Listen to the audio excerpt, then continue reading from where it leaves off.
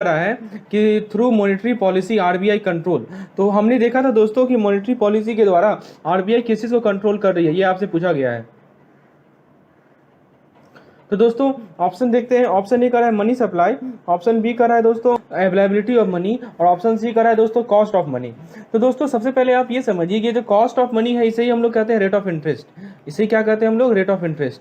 तो कल मैंने आप लोगों को समझाया था अपने पिछले वीडियो में कि कैसे हमारे मॉनेटरी पॉलिसी जो है मॉनेटरी पॉलिसी के through RBI rate of interest को कंट्रोल करती है और सेविंग और इन्वेस्टमेंट में प्रमोट करती है, प्रमोट सेविंग एंड इन्वेस्टमेंट।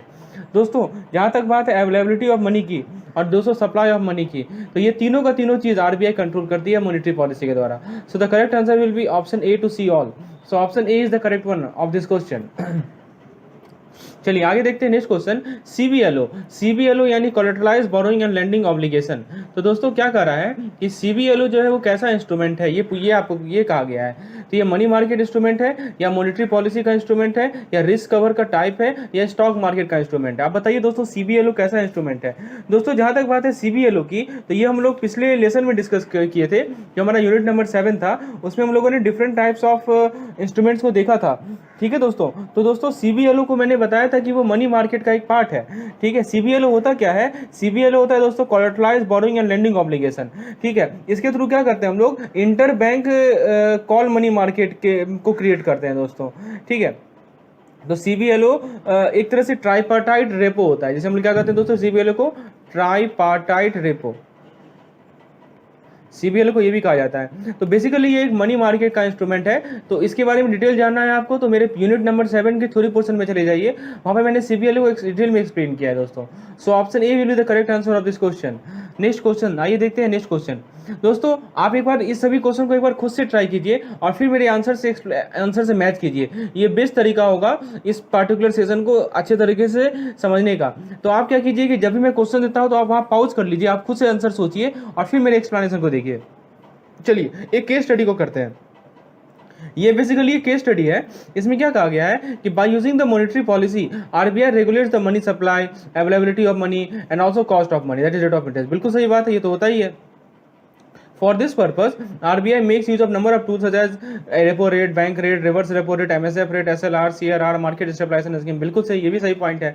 तो आपसे क्वेश्चन कर रहा है कि based on this information answer the following question. ये क्वेश्चन नंबर 3 है हमारा। Which of the following ensures the solvency of commercial bank. बहुत अच्छा क्वेश्चन है दोस्तों, ये चीज़ मैंने अपने थ्योरी लेसन में समझाया है। जो मेरा थ्योरी लेसन है यूनिट नंबर 8 का, उसे मैंने आपको समझाया है कि बेसिकली आपके सामने ऑप्शन देखिए, एसएलआर है, मार्केट स्टेबलाइजेशन स्कीम है, कैश रिजर्व रेशियो है और repo and reverse repo transaction है। ये चार आपके पास टूल्स हैं। तो इन चारों टूल्स में से कौन सा टूल ऐसा है जो कि सॉल्वेंसी ऑफ कमर्शियल बैंक को इंश्योर करता है? बताइए दोस्तों क्या सही आंसर है इसका। तो दोस्तों जहां तक बात है सॉल्वेंसी की, तो सॉल्वेंसी इंश्योर करता है दोस्तों हमारा एसएलआर। एसएलआर क्या होता है? एसएलआर होता है दोस्तों हमारा स्टैट्यूटरी लिक्विडिटी रेशियो। ठीक है, स्टैट्यूटरी लिक्विडिटी रेशियो को हम लोग एसएलआर कहते हैं। और दोस्तों याद रखिएगा कि सॉल्वेंसी यही इंश्योर करता है हमारे बैंक का। जहां तक बात है एसएलआर की, एसएलआर के बारे में थोड़ा सा मैं आपको बता दूं।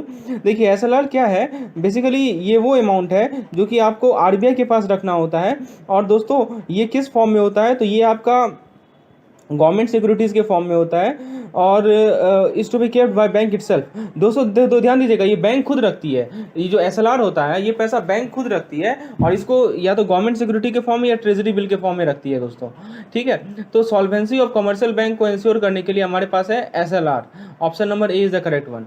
ओके आगे देखते हैं question number 4। Change in which of the following reduces the fund available with the bank for lending purpose.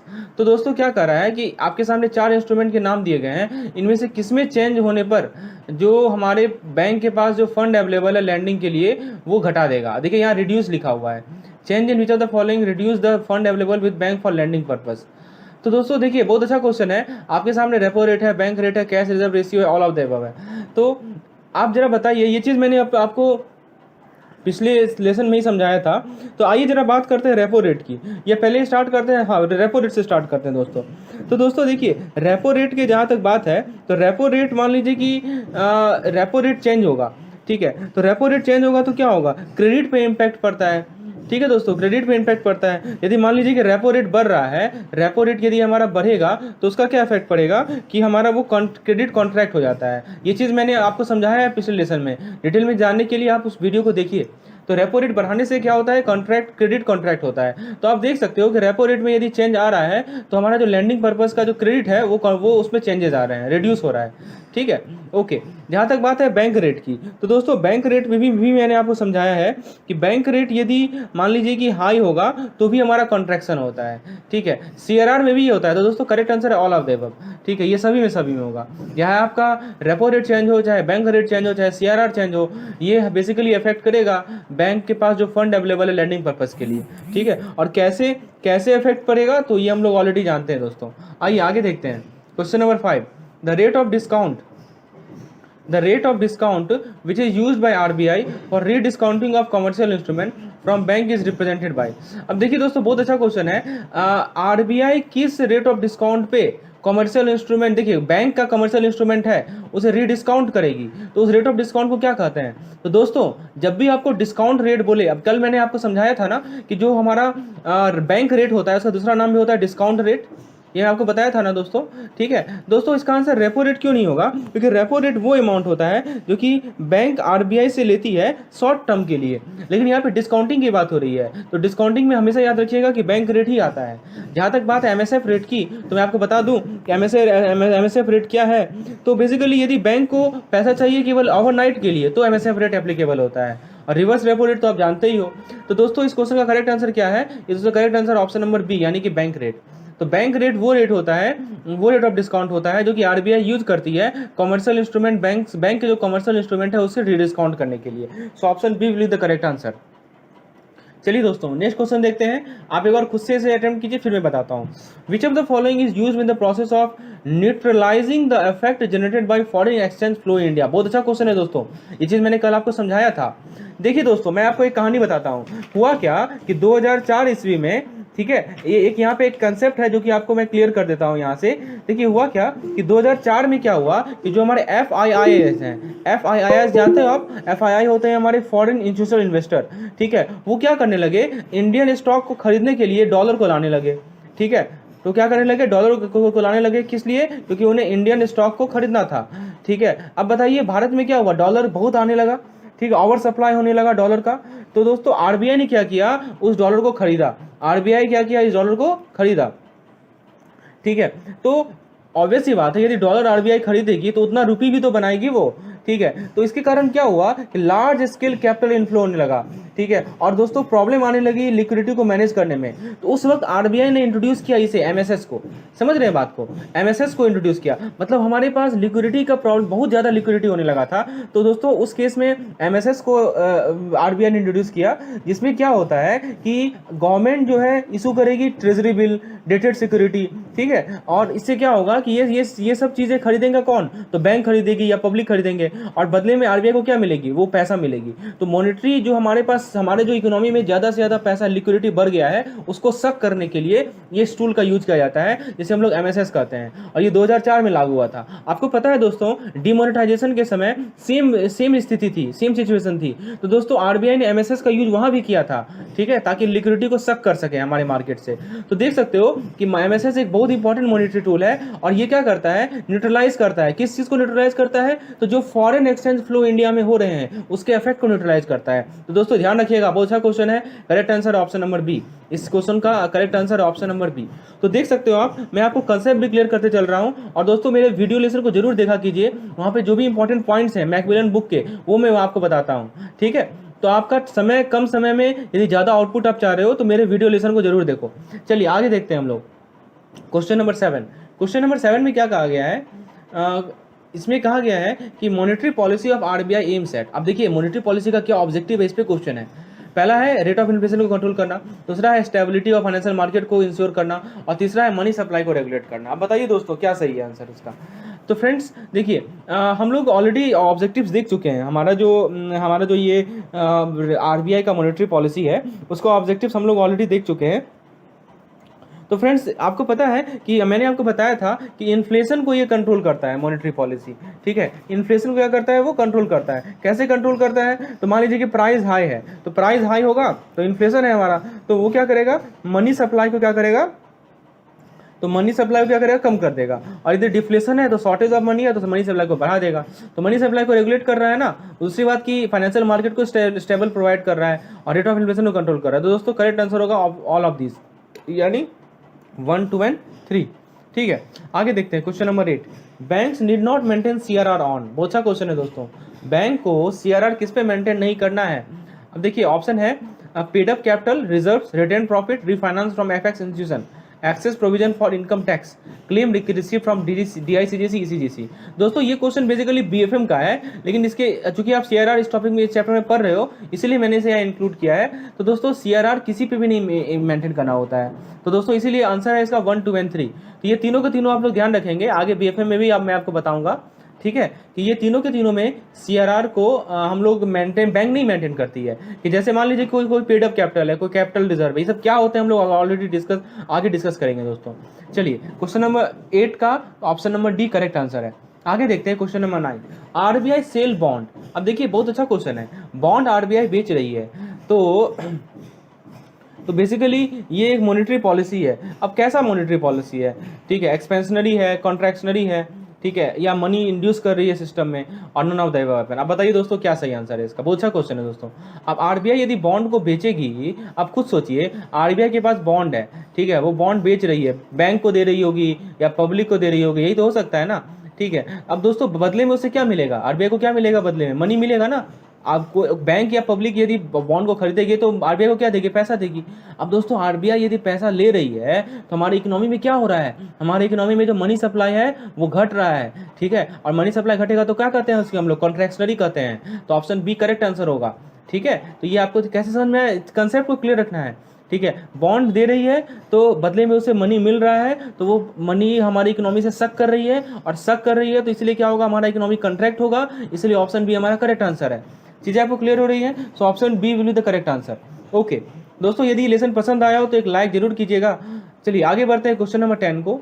LAF is an indirect instrument of monetary policy which is used by RBI to regulate the liquidity in the banking system. बिल्कुल सही बात है, हम लोग जानते हैं इस चीज को। एलएएफ का फुल फॉर्म पूछा गया है आपको, तो दोस्तों एलएएफ का फुल फॉर्म आपको पता है, लिक्विडिटी एडजस्टमेंट फैसिलिटी होता है, ठीक है। So option A will be the correct answer. LAF के बारे में कुछ पॉइंट्स आपको मैं बता दूं, तो एलएएफ के अंदर बेसिकली 2 टूल्स होते हैं, एक होते हैं हमारे रेपो रेट और एक होते हैं हमारे रिवर्स रेपो रेट, ठीक है। तो करेक्ट आंसर है इसका ऑप्शन नंबर ए, यानी लिक्विडिटी एडजस्टमेंट फैसिलिटी।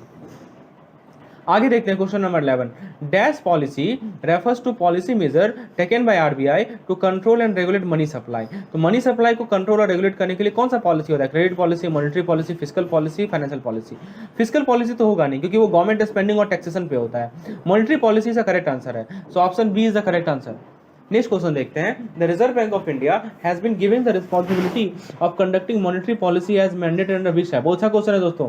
आरबीआई को ये जिम्मेवारी दी गई है कि वो मॉनेटरी पॉलिसी को कंडक्ट करेगा, लेकिन ये मैंडेट उसे किस एक्ट के द्वारा मिली है। ऑप्शन ए कर रहा है फाइनेंशियल स्टेबिलिटी एक्ट, तो बी कर रहा है मॉनेटरी पॉलिसी एक्ट, सी कर रहा है reserve Bank of India act, D कर रहा है बैंकिंग रेगुलेशन एक्ट। तो दोस्तों इसके लिए correct answer option number C, यानी RBI act 1934। So option C is the correct answer. Next question. Government of India introduced dash policy for raising interest rate to combat inflation. अब दोस्तों देखिए हुआ क्या कि सरकार को इन्फ्लेशन को कॉम्बैट करना है, तो वो क्या करेगी, इंटरेस्ट रेट को बढ़ाएगी। तो ऐसा कौन सा पॉलिसी होता है, बहुत बढ़िया क्वेश्चन है दोस्तों, ठीक है। तो एक्सपेंशनरी होगा, मॉनेटरी होगा, फिस्कल होगा या कॉन्ट्रैक्शनरी होगा, ठीक है। तो दोस्तों बताइए, इन्फ्लेशन को कम्बैट करने के लिए मॉनेटरी पॉलिसी का यूज करती है दोस्तों। अब इस मॉनेटरी में भी देखिए दो, एक्सपेंशनरी और कॉन्ट्रैक्शनरी है। अब आपको यदि स्पेसिफिक होकर बताना है कि कौन सा पॉलिसी है, आप बताइए। इन्फ्लेशन का मतलब क्या होता है दोस्तों, बताइए आप। इन्फ्लेशन का मतलब ये हुआ कि हमारा इकोनॉमी में मनी सप्लाई ज़्यादा है, ठीक है। हमारे इकोनॉमी में मनी सप्लाई क्या है, मनी सप्लाई एक्सेस है। तो दोस्तों उसके लिए क्या करेगी, सक करेगी ना। सक कैसे करेगी, तो कॉन्ट्रैक्शनरी पॉलिसी को अप्लाई करके, ठीक है। इसलिए ऑप्शन डी हमारा करेक्ट आंसर होगा। An increase in money supply is, अब देखिए बढ़िया क्वेश्चन है। मनी सप्लाई का इंक्रीमेंट है तो वो कैसा, पहले बात क्यों, तो मनी सप्लाई को फिस्कल पॉलिसी को मतलब है नहीं, तो ऑप्शन ए और सी तो होगा नहीं। अब बी होगा या डी होगा। अब बात बताइए दोस्तों, मनी सप्लाई बढ़ रहा है, मनी सप्लाई बढ़ रहा है यानी कि हमारा इन्फ्लेशन है। तो दोस्तों मनी सप्लाई बढ़ रहा है तो आरबीआई क्या करेगी, उसको कॉन्ट्रैक्ट करने का प्रयास करेगी ना, तो हमारा हो जाएगा कॉन्ट्रैक्शनरी मॉनेटरी पॉलिसी। ठीक है, नहीं लेकिन देखिए आरबीआई क्या करेगी वो नहीं पूछ रहा है, मनी सप्लाई बढ़ रहा है तो ये हमारा एक्सपेंशन होगा जी। ठीक है, तो option A B correct answer है, एक्सपेंशनरी मॉनेटरी पॉलिसी। ठीक है, आगे देखते हैं, monetary policy affect inflation only, output only, both inflation and output. ठीक है, बोथ इन्फ्लेशन एंड आउटपुट, और दोस्तों नाइदर इन्फ्लेशन नॉर आउटपुट। तो दोस्तों मॉनेटरी पॉलिसी किसे अफेक्ट करती है, तो दोनों को अफेक्ट करती है, इन्फ्लेशन को भी अफेक्ट करती है और आउटपुट को भी अफेक्ट करती है। So option C will be the correct answer. Which of the following is not a tool of monetary policy, तो इनमें से कौन सा मॉनेटरी पॉलिसी का टूल नहीं है, OMO, ways and means advance, repo rate, bank rate. अब बताइए दोस्तों, हम लोगों ने टूल देखा है, ओएमओ टूल में आता है, वेज एंड मीन एडवांस नहीं आता दोस्तों। ठीक है, रेपो रेट आता है, बैंक रेट आता है। ये जो वेज एंड मीन एडवांस है, तो ये मैंने आपको पिछले लेसन में क्लियर किया था दोस्तों, कि हमारा जो हमारा गवर्नमेंट मार्केट होता है दोस्तों, जो गवर्नमेंट सिक्योरिटी मार्केट होता है, उसमें ये आता है वेज एंड मीन एडवांस। ठीक है, तो ये पार्ट किसका है, तो ये पार्ट है गवर्नमेंट सिक्योरिटी मार्केट का। ठीक है, ये चीज़ हम लोग ऑलरेडी डिस्कस कर चुके हैं पिछले लेसन में। तो दोस्तों हर एक वीडियो को ध्यान से समझिए, चीज़ों को क्लियर कीजिए, तभी आप अच्छे से सीआईबी के एग्जामिनेशन को निकाल पाएंगे। और मेरा जो अप्रोच है वो ये है कि आपके कंसेप्ट को एकदम क्रिस्टल क्लियर करता चला हूँ। ठीक है, तो इसीलिए मैं आपके साथ थ्योरी भी डिस्कस करता हूँ और साथ साथ एमसीक्यूज भी डिस्कस करता हूँ। यदि कुछ छूट जाता है थ्योरी में तो यहाँ पर हम लोग डिस्कस कर लेते हैं, इसके अलावा और कुछ चांस ही नहीं है एक्स्ट्रा पूछने का। चलिए आगे देखते हैं। तो इस क्वेश्चन का करेक्ट आंसर क्या है बताइए, इस क्वेश्चन का करेक्ट आंसर है नॉट पूछा है ना, तो नॉट मतलब कि ऑप्शन बी हो जाएगा। ठीक है, और बाकी ये तीनों के तीनों हमारे टूल हैं, लेकिन यहाँ नॉट पूछा गया है, so option B is the correct answer. आगे देखते हैं, एन इंक्रीज इन टैक्सेस। अब देखिए जब भी टैक्स की बात आएगी तो उसको मॉनेटरी पॉलिसी से कोई मतलब नहीं है, टैक्स जो होता है वो फिजिकल पॉलिसी से मतलब है। अब बताइए दोस्तों, टैक्स बढ़ रहा है, टैक्स बढ़ रहा है तो क्या होगा दोस्तों, वो कॉन्ट्रैक्शनरी होगा या बताइए दोस्तों, वो कॉन्ट्रैक्शनरी होगा या आपका एक्सपेंशनरी होगा। तो फ्रेंड्स देखिए टैक्स का बढ़ना, ठीक है, टैक्स का बढ़ना जो होता है दोस्तों वो होता है हमारा कॉन्ट्रैक्शनरी फिजिकल पॉलिसी। तो जब भी टैक्स बढ़ेगा तो हमारा क्या होगा, फिजिकल पॉलिसी क्या होगा, कॉन्ट्रैक्ट होगा। तो इसके अंदर एक तो स्पेंडिंग है और एक टैक्सेशन है। ठीक है दोस्तों, तो ये दो चीज़ है। तो increase in tax is a contractionary physical policy. Use of government spending and revenue collection to influence the economy is called. अब देखिए गवर्नमेंट स्पेंडिंग का आप यूज कर रहे हो या रेवेन्यू कलेक्शन को यूज कर रहे हो इकोनॉमी को इन्फ्लुएंस करने के लिए, तो इसे क्या कहेंगे, इसे हम लोग कहते हैं दोस्तों फिजिकल पॉलिसी। ठीक है, चैप्टर का नाम ही है monetary policy and physical policy. तो गवर्नमेंट स्पेंडिंग और टैक्सेशन के कारण यदि हमारा इकोनॉमी इन्फ्लुएंस हो रहा है तो उसे हम लोग कहते हैं फिजिकल पॉलिसी। ठीक है, आगे देखते हैं, with reference to the Indian economy consider the following, bank rate, open market operation, public debt, public revenue. Which of the following is the component of monetary policy. अब बताइए दोस्तों, ये चार में से हमने मॉनेटरी पॉलिसी का टूल्स देखा है ना। ठीक है, क्वालिटेटिव टूल्स, क्वांटिटेटिव टूल्स, दो तरह के टूल्स होते हैं। तो बैंक रेट और ओएमए तो हमने देखा है, लेकिन जो पब्लिक डेप्ट और पब्लिक रेवेन्यू ये हमने नहीं देखा है। ऑब्वियस सी बात है, ये दोनों जो है हमारे मॉनेटरी पॉलिसी के कंपोनेंट नहीं है। ठीक है, so option 1 and 2 are correct, so option C is the correct one of this question. ठीक है, आगे देखते हैं, FRBM act, FRBM physical responsibility business management act requires the government to place before the parliament 3 statement each year along with the budget covering. अब 3 statement में वो उसमें से क्या क्या होता है वो 3 स्टेटमेंट, तो आपने एफआरबीएम एक्ट को यदि समझा है तो आप बता सकते हैं। तो दोस्तों देखिए, एक होता है हमारा मीडियम टर्म, देखिए ये जो हमारा 3 स्टेटमेंट है ना वो मैं बता रहा हूँ, मीडियम टर्म फिजिकल पॉलिसी। ठीक है, एक ये होता है। दूसरा होता है दोस्तों physical policy strategy, physical policy strategy. और दोस्तों तीसरा होता है हमारा मैक्रो इकोनॉमिक्स फ्रेमवर्क।